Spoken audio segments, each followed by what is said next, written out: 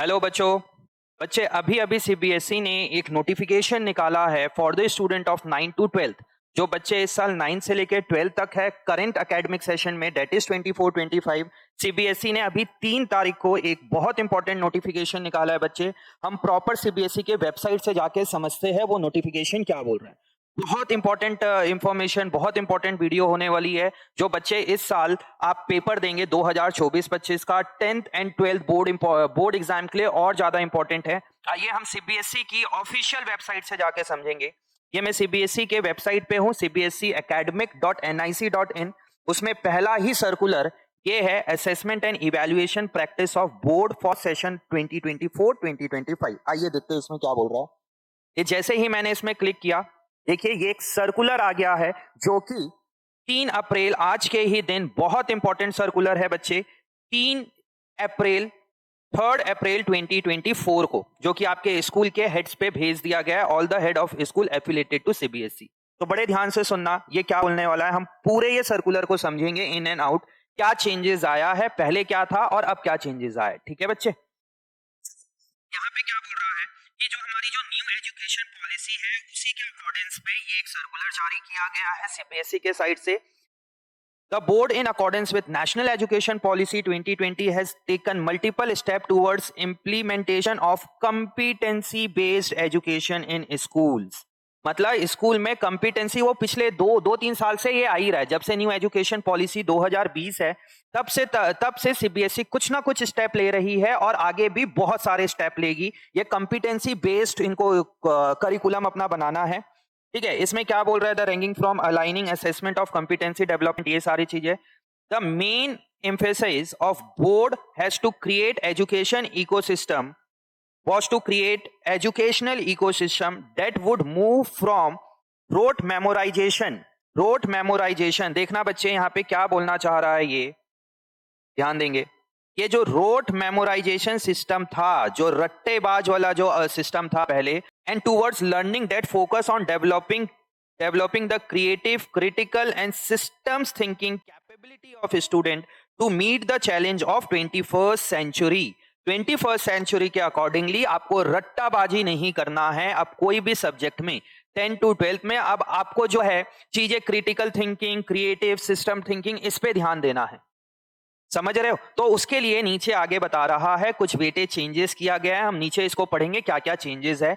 मतलब एनईपी 2020 का सीधा सीधा ये बोलना चाह रहा है कि भैया अब हम रट्टेबाजी वाला चीजें खत्म करेंगे। जैसे मैं कॉमर्स पढ़ाता हूं, उसमें अकाउंट्स, इकोनॉमिक्स, बीएसटी में अकाउंट्स को बेसिकली बोला जाता है, कई लोग बोलते हैं कि भैया ये फॉर्मेट बेस्ड सब्जेक्ट है। अब फॉर्मेट बेस्ड सब्जेक्ट ये नहीं रहा। आपको फॉर्मेट बेस्ड अगर आप अकाउंटेंसी को रट्टा लगाओगे तो कहीं ना कहीं पीछे रह जाओगे। आपको कॉन्सेप्चुअली चीजों को सीखना है। आइए देखते हैं और क्या बोल रहा है।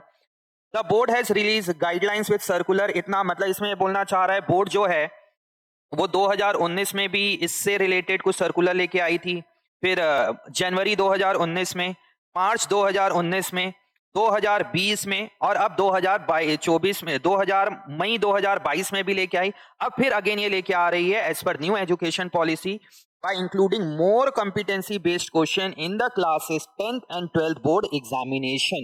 देखिए 2 पैराग्राफ में इन्होंने 4 बार बोल दिया है कि हम कंपिटेंसी बेस्ड क्वेश्चन पूछा जाएगा, that is case based question. आपको कोई केस दे दिया जाएगा, उसके अकॉर्डिंगली हम आपको उसके अकॉर्डिंगली आंसर ड्राफ्ट करना है।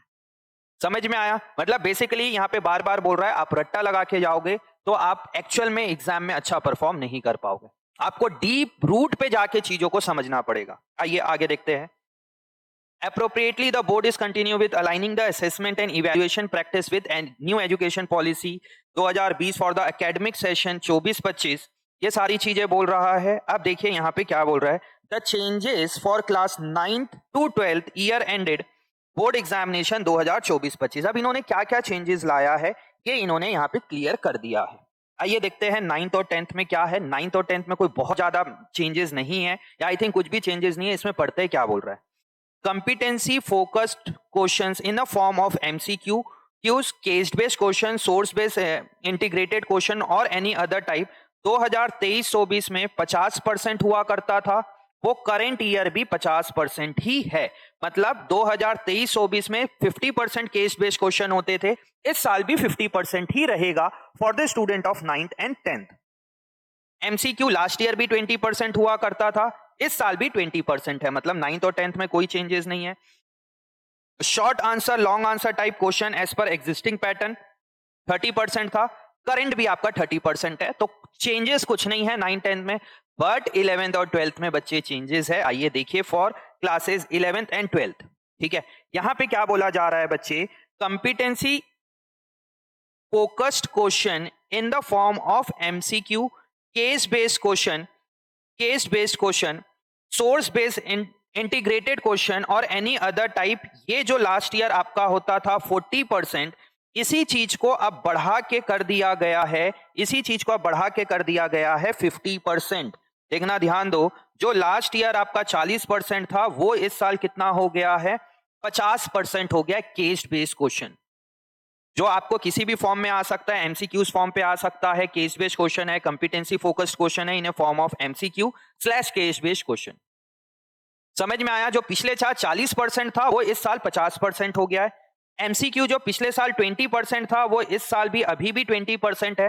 बट देखिए जो short answer question, long answer question as per existing pattern, जो पिछले साल 40% था वो इस साल हो गया है 30%।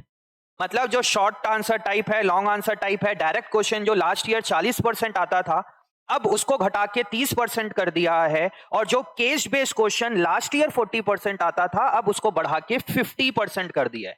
तो ये एक मेजर चेंजेस है, और आगे भी कंटिन्यू ये चेंजेस आते रहेंगे। तो बच्चे प्लीज इसके लिए रेडी रहना, और प्लीज रिक्वेस्ट कर रहा हूं, जो मेरा सब्जेक्ट है, स्ट्रीम है, that is commerce, account, economics, business studies, उसमें आपको केस बेस्ड क्वेश्चन बहुत ज्यादा पढ़ना पड़ेगा।